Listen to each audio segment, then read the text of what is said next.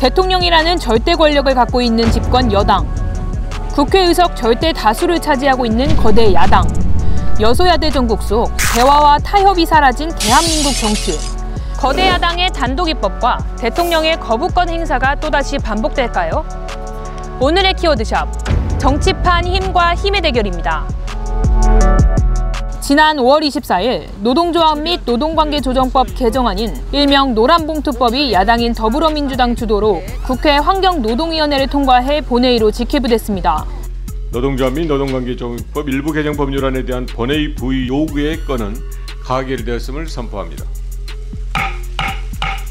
노란봉투법은 하도급 노동자에 대한 원청기업의 책임을 강화하고 파업 노동자에 대한 기업의 무분별한 손해배상 청구를 제한하는 내용을 담고 있어 여당이 불법 파업을 조장한다며 강력히 반대하고 있는 법안이기도 하죠.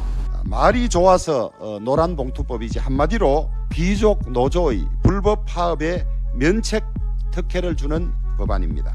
여당인 국민의힘은 야당이 절대다수 의석을 앞세워 법안들을 강행 처리하고 있다며 비판하고 있습니다. 숫자가 적다는 이유만으로 또 숫자가 많다는 이유만으로 막 밀어붙이고 계시는데 당에서는 이 부분을 인정할 수도 없고 민주당의 이런 망국적 입법 폭주를 막을 수 있는 것은 현재 대통령의 제2요구권 행사밖에 없는 현실이 안타까울 따름입니다. 하지만 민주당은 여당과 대통령이 말로는 서민들을 위한다면서 정작 서민들을 위한 법안에는 거부권을 남발하고 있다며 반박하고 있는데요. 대통령께서 거부권 행사를 그렇게 좋아하시고 습관처럼 취미처럼 여기시니 민주당이 추진하고 있는 그런 법을 계속 통과시키도록 하겠습니다. 대통령께서는 계속 거부권을 행사하시면 되겠습니다. 역대 대통령 거부권 행사 사례를 보면 이승만 대통령이 45건으로 가장 많지만 이는 대통령 직선제 이전으로 1987년 직선제 이후로는 노태우 대통령이 7건으로 가장 많았습니다. 이제 취임한 지 막 1년이 지난 윤 대통령이 노란봉투법까지 거부권을 행사할 경우 벌써 3번째 거부권이 되기 때문에 그만큼 정권에 부담이 될 수밖에 없겠죠. 그럼에도 대통령실은 노란봉투법이 국회 본회의를 통과할 경우 거부권을 행사할 것으로 보입니다. 정부는 입법 논의 과정에서 추진 반대 입장을 분명히 해왔습니다. 이에 다시 한번 입법에 대하여 제고해 주실 것을 간곡하게 요청드립니다. 대통령실 핵심 관계자는 대통령의 연이은 거부권 행사는 야당의 일방적인 입법 강행이 문제의 시작이라고 지적했습니다. 대통령 거부권에 의해 돌아온 법률이 본회의에 다시 상정될 경우 과반 찬성이 아닌 3분의 2가 찬성해야 재의결이 가능합니다.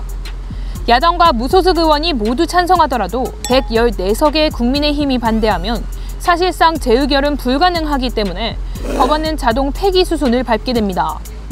앞서 윤 대통령이 거부권을 행사한 양곡관리법과 간호법 역시 이 같은 전철을 밟았습니다. 양곡관리법 일부 개정 법률안 제2의 건은 간호법안 제2의 건은 부결되었음을 선포합니다.